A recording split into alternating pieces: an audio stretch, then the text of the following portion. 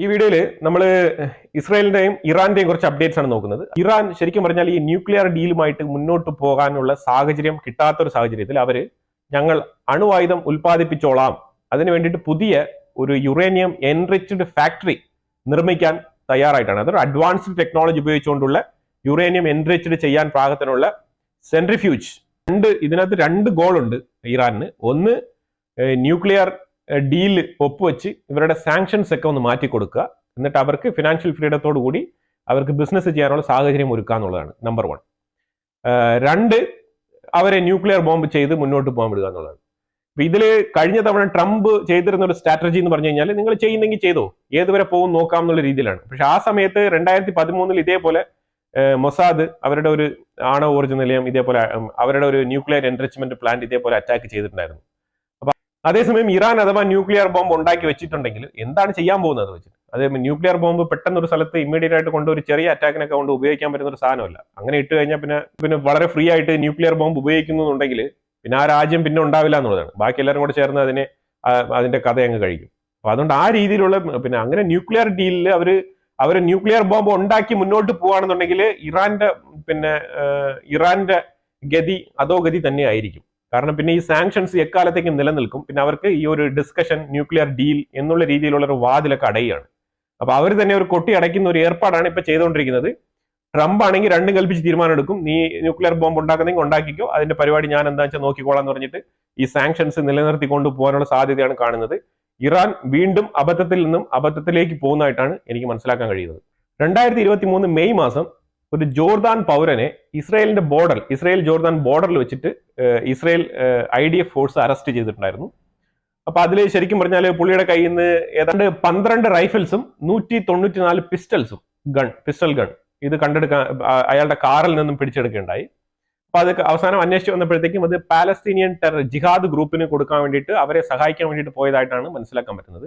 ഞാൻ പണ്ടേ പറഞ്ഞിട്ടുണ്ട്, ഈ ഒരു പാലസ്തീനിലുള്ള ആൾക്കാരൊക്കെ ജോർദാനിലും ഈജിപ്തിലും സിറിയയിലൊക്കെ ആയിട്ട് ഇങ്ങനെ സ്കാറ്റർഡ് ആയിട്ട് താമസിക്കുന്നുണ്ട്. അവരൊക്കെ ഇപ്പൊ പലരും ആ രാജ്യത്തിന്റെ നാഷണാലിറ്റി മേടിച്ച് ജീവിക്കുന്ന ഒരു അവസ്ഥയിലാണ് ഉള്ളത്. അപ്പൊ അവരുടെ ആ ഒരു റൂട്ട് ഉണ്ടല്ലോ, ഈ പാലസ്തീൻ എന്ന് പറഞ്ഞ റൂട്ട്, അപ്പൊ അതുകൊണ്ട് ആ രീതിയിൽ അവർ ഹെൽപ്പ് ചെയ്യും. അങ്ങനെ ഹെൽപ്പ് ചെയ്യാൻ വന്ന ഒരു ജോർദാനിയാണ്. പുള്ളി ജോർദാനിലൊരു പാർലമെന്റേറിയൻ ആണ്.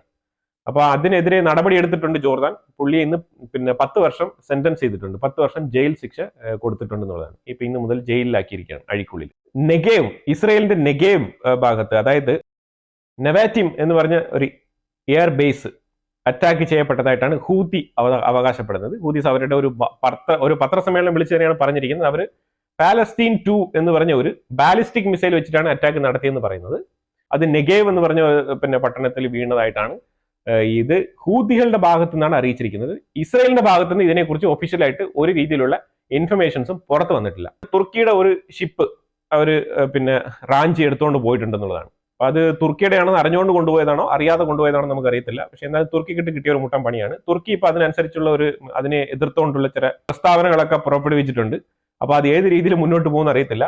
ഇപ്പൊ ഇറാൻ അതിനെ ചൊല്ലി ഓപ്പൺ ആയിട്ട് ഒരു സ്റ്റാൻഡ് പറഞ്ഞിരിക്കുകയാണ്. ഇസ്രായേലിന്റെ അതായത് ഈ എയ്ഡ് കൊടുക്കാൻ വേണ്ടി ഗാസയിലോ, അതായത് ഈ ഗാസയ്ക്കുള്ളിലോ പാലസ്തീനിലൊക്കെ എയ്ഡ് കൊടുക്കാൻ വേണ്ടിയിട്ട് വരുന്ന ഈ ഷിപ്മെന്റ്സ് റീറൂട്ട് ചെയ്ത് പോകണം എന്നാണ് ഇറാൻ അനൗൺസ് ചെയ്യുന്നത്. അത് എന്തുകൊണ്ടാണ് നമുക്ക് അറിയത്തില്ല. ഇവർ തന്നെയാണ് അവിടെ ഗാസയ്ക്ക് വേണ്ടി നിലകൊള്ളുന്നെന്ന് പറയുന്നത്. എന്നിട്ട് ഗാസയ്ക്ക് എയ്ഡ് കൊടുക്കാൻ വേണ്ടി വരുന്ന ഷിപ്പുകളെ ഉൾപ്പെടെ ഇവർ തടയുന്ന ഒരു അവസ്ഥയാണ് വന്നുകൊണ്ടിരിക്കുന്നത്. ഇത് എന്തുകൊണ്ടാണെന്ന് പറഞ്ഞാൽ ഇറാന്റെ മേളിൽ വന്ന സാമ്പത്തിക ഉപരോധം അത് തന്നെയാണ് ഇതിന്റെ പ്രധാനപ്പെട്ട ഭാഗമായിട്ട് മനസ്സിലാക്കാൻ പറ്റുന്നത്.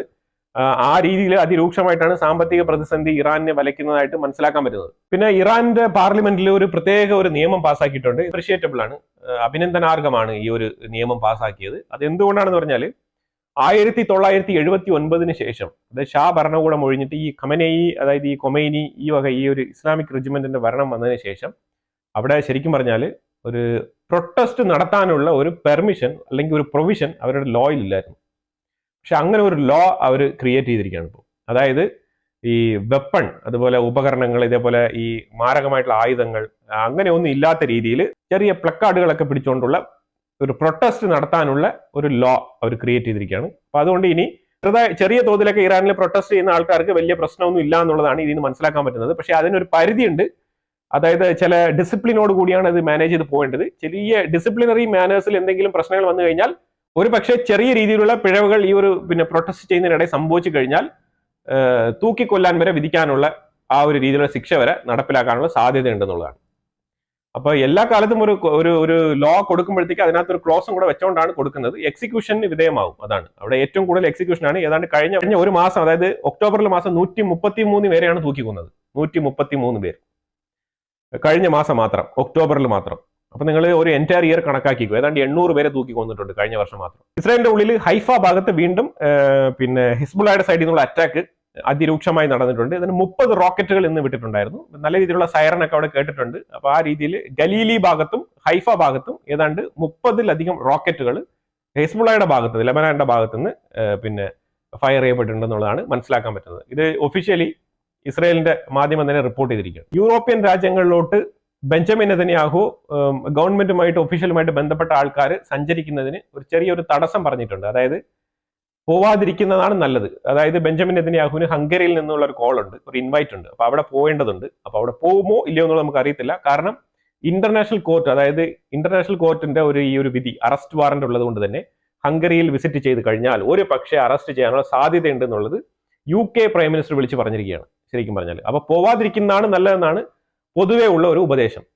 അതേസമയം USA നല്ല രീതിയിൽ ശ്രമിക്കുന്നുണ്ട് പിന്നെ ഇന്റർനാഷണൽ കോർട്ടിനെ, അതായത് ICC-ക്കെതിരെ ഉപരോധം കൊണ്ടുവരാൻ വേണ്ടിയിട്ടുള്ള ശ്രമം USA തുടങ്ങിയിട്ടുണ്ടെന്നുള്ളതാണ്. അത് വൈകാതെ തന്നെ ഒരാഴ്ചക്കകത്ത് തന്നെ അതിന്റെ ഒരു തീരുമാനം അറിയാൻ പറ്റും. ട്രംപിന്റെ ആ ഒരു റിപ്പബ്ലിക്കൻ പാർട്ടിയുടെ ഭാഗത്തു നിന്നുള്ള നല്ല രീതിയിലുള്ള പ്രഷർ ഇങ്ങോട്ട് പോകാൻ സാധ്യതയുണ്ട്. ICC-യുടെ പ്രോസിക്യൂട്ടർ, അയാള് ശരിക്കും പറഞ്ഞാൽ കരീം ഖാന്റെ പേരിൽ നമ്മൾ ഓൾറെഡി പറഞ്ഞിട്ടുണ്ട്. ഒരു ലൈംഗിക കേസ് ഓൾറെഡി ഒരു ലേഡി, അവിടെ വർക്ക് ചെയ്തുകൊണ്ടിരുന്ന ഒരു ലേഡി പരാതി കൊടുത്തിരിക്കുകയാണ്. കാരണം ഇയാളുടെ ബിഹേവിയർ ശരിയല്ല, ഇയാള് ഈ ഡ്യൂട്ടി സ്ഥലത്തുള്ള ബിഹേവിയർ ശരിയല്ല, ലൈംഗികമായിട്ടുള്ള രീതിയിൽ ഇയാള് ചൂഷണം ചെയ്യാൻ വേണ്ടിയിട്ട് ശ്രമിക്കുന്നുണ്ട്. അപ്പൊ അതിൻ്റെ ഉള്ള ആ രീതിയിലുള്ള ഒരു കേസ് ഇയാൾക്കെതിരെ അവിടെ തന്നെ കിടപ്പുണ്ട്.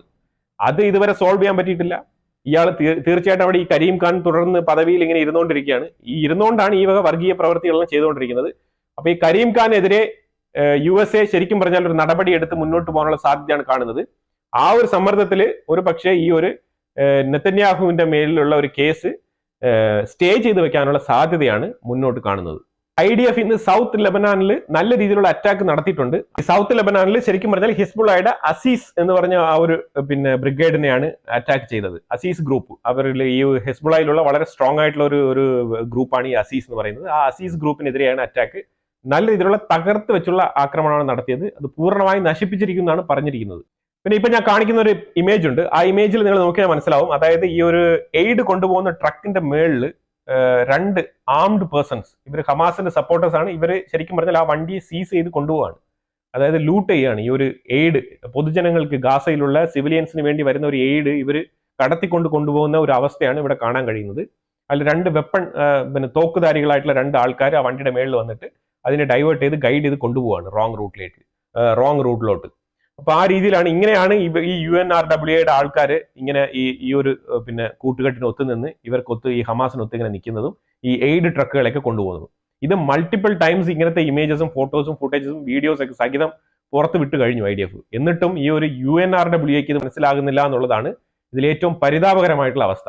ഇസ്രായേലിന്റെ പാർലമെന്റിൽ ശരിക്കും പറഞ്ഞാൽ അവിടെ മെജോറിറ്റി, അതായത് ഒരു 60% മെജോറിറ്റി വരുന്ന മിനിസ്റ്റേഴ്സ് പറയുന്നത് ട്രംപ് ഭരണകൂടം വന്നതിന് ശേഷം ഇറാന്റെ ന്യൂക്ലിയർ സ്പോട്ടുകൾ കൃത്യമായിട്ട് ഒരു തവണ കൂടെ അവിടെ എക്സിസ്റ്റിംഗ് ചെയ്യുന്ന റിമൈനിങ്ങിലുള്ള ന്യൂക്ലിയർ പ്രോജക്റ്റുകൾ കംപ്ലീറ്റ് അടിച്ച് തകർത്ത് കഴിഞ്ഞാൽ ഞങ്ങൾ പൂർണ്ണമായിട്ടും നെതന്യാഹുവിനെ സപ്പോർട്ട് ചെയ്യും ഈ ഒരു പ്രവൃത്തിക്ക് എന്ന് പറഞ്ഞിട്ടുണ്ട്.